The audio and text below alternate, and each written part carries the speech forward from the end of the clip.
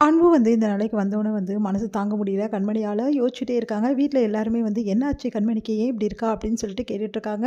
அதுக்கு தேன்மொழி நடந்த விஷயத்த எல்லாம் சொல்றாங்க. "ஐய்யய்யோ! மாப்பிள்ளைக்கு இந்த நிலைமை வரணுமா? பாவமாச்சே மாப்பிள. அவரு என்ன பண்றாரோ தெரியலையே!" அப்படின்னு சொல்லிட்டு மனசு வருத்தப்படுறாங்க காவேரி. உடனே "என்னடி எதுவுமே பண்ண முடியாதான்னோனே, நம்ம என்னம்மா பண்ண முடியும்?" அப்படின்னு சொல்லிட்டுருக்காங்க. உடனே "நீங்க எதுக்கு இப்படி பதைக்கிறீங்கன்னு தெரியல. அவங்க பாவம் செஞ்சாங்க. அவங்க அனுபவிக்கிறாங்க. இதில என்ன இருக்கு?" அப்படின்னு சொல்லிட்டு நம்ம காவேரியோட தங்கச்சி சொல்றாங்க. அதுக்கு "என்னடி நீ இப்படி பேசிட்டு இருக்க? அதுக்காக மாப்பிள்ளை இந்த நிலைமைக்கு வரத பார்த்துட்டு இருக்க முடியுமா? ரொம்ப கஷ்டமா இருக்குடி. எப்படி இப்போ வாழ்ந்த மனுஷன் இப்படி கஷ்டப்படுறாரே!" அப்படின்னோனே, எல்லாம் அவருக்கு வேணும். நல்ல ஒரு பொண்டாட்டி கிடைச்சிருக்கா. அவள வச்சு வாழ தெரியல. பின்ன இப்படி தான் நடக்கும்." அப்படின்னு சொல்லிட்டு அவங்க சித்தி சொல்றாங்க. நம்ம கண்மணியோட சித்தி, "நீ அமைதியா இருக்கியாடி? சும்மா ஏதாவது பேசிட்டு இருக்காத. கண்மணி வேற ஏதாவது விஷயம் தெரிஞ்சுதா? எனக்கு என்னம்மா தெரியும்? நியூஸ்ல சொன்னாங்க. அத கேட்டுட்டு தான் நாங்க வந்தோம்." அப்படின்றாங்க. கண்மணிக்கு ரொம்ப மனசு வேதனையா இருக்கு. கஷ்டமா இருக்கு.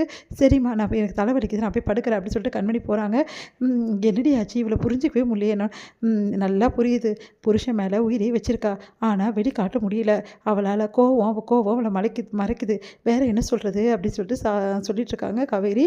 அடுத்து இங்க கண்மணி யோசிச்சு பண்ணி பார்க்குறாங்க. பாவம் அன்பு எவ்வளோ கஷ்டப்படுறாரோ தெரியலையே அப்படின்னு சொல்லிட்டு மனசு வருத்தப்படுறாங்க. எங்க பாட்டி, ராஜசேகர், அதுக்கப்புறமா அவங்க அன்போட குடும்பம் எல்லாருமே என்ன பண்ணுறது தெரியாம தவிச்சு போகிறாங்க. இப்படி நடந்துடுச்சே! அப்போ கடன்லாம் அவ்வளோ இருக்கே! எப்படி அடைக்கிறது? எப்படி செய்யறது? இந்த மாதிரி நடந்துடுச்சே! அப்படின்னு சொல்லிட்டு வருத்தப்படுறாங்க. அன்பு எல்லாத்துக்கும் காரணம் இந்த அன்பு தான் அப்படின்னு சொல்லிட்டு ராஜசேகர் எப்பவும் போல அன்பு திட்டுறாரு. உடனே எல்லாரும் வாய மூடுறீங்களா கொஞ்ச நேரம்? என்னால் முடியல. எப்படி இப்படிலாம் நடந்திருக்கும்? இதெல்லாம் எப்படி நடந்துச்சு? அப்படின்னு சொல்லிட்டு வழக்கம் போல் ராஜேஸ்வரி கத்திட்டு இருக்காங்க. எல்லாத்தையும் பார்த்துட்டு அன்பு நிலைமையை பார்த்துட்டு மனசு கஷ்டப்படுறாங்க அவங்க அம்மா. உடனே ஏன்டா ஏன்டா ஏன்டா ஒரு மாதிரி இருக்க? ஒன்றும் ஆகாது அன்பு. உன்னால் எல்லாம் பழையபடி கொண்டு வர முடியும். கவலைப்படாத அன்பு. அம்மா அப்படின்னு சொல்லிட்டு கட்டி பிடிச்சிட்டு அன்பு அழறாரு. அப்படியே தாங்கவே முடியல அவங்க அம்மாவை. அவங்க சிவகாமி "கவலைப்படாத அன்பு. எல்லாம் சரியாயிடும்டா. நீ கவலைப்படாதடா" அப்படின்னு சொல்லிட்டு ஆறுதல் சொல்லிட்டு இருக்காங்க. எனக்கு அதெல்லாம் கூட கஷ்டமா இல்லைம்மா. இவ்வளோ போய் கூட நான் கண்மணியை பார்த்தேம்மா. அப்போது கண்மணி அவங்களுக்கு எல்லாம் வேணும். அவங்க அனுபவிக்கட்டும் அப்படின்னு நம்மலாம் சொன்னாம்மா. நீயே சொல்லுமா. நான் அவள் இப்படிலாம் சொல்லாமாம்மா அப்படின்னோடனே, "கண்மணி அப்படிப்பட்ட பொண்ணு இல்லையேடா" அப்படின்னோடனே, "எனக்கும் அதாம்மா அதிர்ச்சியாக இருக்குது. அவளுக்கு கொடுத்த அந்த வழி அடுத்தவங்களுக்கு கிடைக்கணும்" அப்படின்ற மாதிரி பேசினாம்மா. "என்னால் கண்மணியை மன்னிக்கவே முடியாதும்மா" அப்படி சொல்லிட்டு போகிறாரு. கண்மணி அப்படி பேச மாட்டாளே, என்ன அன்பு இப்படி சொல்கிறான் அப்படின்னு சொல்லிட்டு யோசிச்சுட்டு இருக்காங்க. நம்ம சிவகாமி. அடுத்து இங்கே கண்மணி மனசு கஷ்டத்தோடு வண்டியில் போயிட்டுருக்காங்க. ஏன் இப்படி நடந்துச்சு அவருக்கு அப்படி சொல்லிட்டு கரெக்டாக வழியை மறிச்சு யாரோ நிற்கிறாங்க.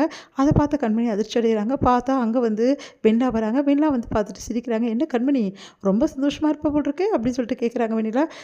எதுக்கு? வேற எதுக்கு? அன்பு நடுத்தெருவுக்கு வந்ததை பார்த்துட்டு சந்தோஷம் தானே பட்டுட்ருக்க. அதுக்கெல்லாம் காரணம் நீ தான் எனக்கு தெரியும்" அப்படின்னோடனே அதிர்ச்சி அடைகிறாங்க. அது நான் எங்கே காரணம் அப்படின்னோடனே, "எல்லாம் தெரியும்டி. நீ இருக்கிற இடம் என்றைக்குமே விளங்க போகிறதில்ல. நீ இவ்வளோ பிரச்சனை அங்கே நடந்திருக்குன்னா அதுக்கு காரணம் யாரும் தெரியாதா எனக்கு? நீ தான் எனக்கு நல்லாவே தெரியும். ஆனால் அவங்க முட்டாள்தனமாக உன்னை நம்பிட்டுருக்காங்க. உன்னை நீ அழிக்க கூடவே இருக்கிற விஷப்பாம்புன்னு அவங்களுக்கு தெரியல. அது தெரியாமல் தான் அவங்க இருக்காங்க.